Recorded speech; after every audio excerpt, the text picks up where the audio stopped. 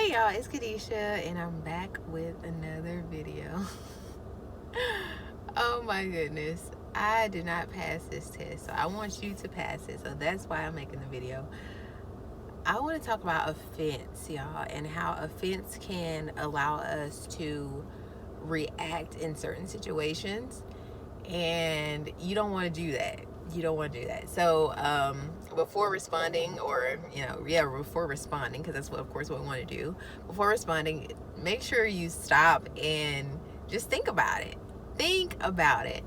And like I said, I didn't pass this test because most of the time when you're in a place where you feel like you're being accused, you want to automatically go into defense mode instead of hearing out what is all being said, and all this stuff. It's kind of like more so, I guess, in a courtroom. So you can't just blurt out and say, oh, they're wrong, they're wrong. It's like, no, you have to listen to what they say, and then you have to, rebuttal.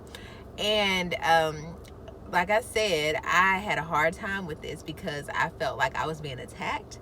So I automatically just said like certain things that necessarily that were true. It wasn't like they were false.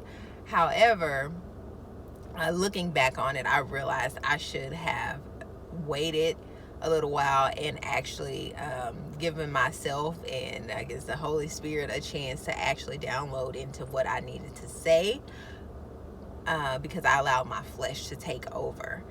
And it's so easy to do this, and not even just in a situation where you're being attacked, but even in a place where, someone just does something. And just because you're having a rough day or this may have happened more than once, you start to take offense to something that you have no control over. You don't have control over of how somebody perceives you. You don't have control over of what somebody's actions. The only thing we have control over is how we respond to that.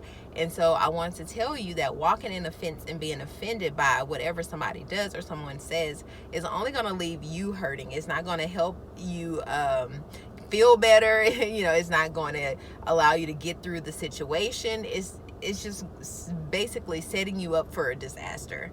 So I'm telling you right now, do not be offended. Because after that happened, it was so funny. Not funny, but I always use the term funny. It was just, I feel like, I guess, ironic that something else happened.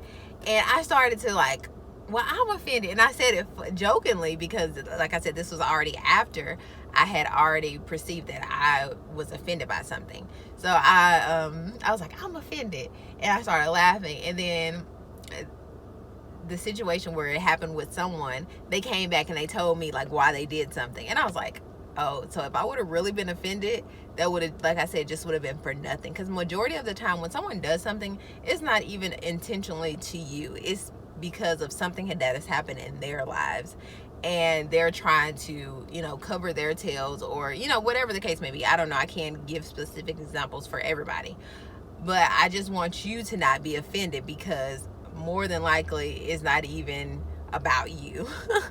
You are getting the shorter end of the stick, but it's not about you.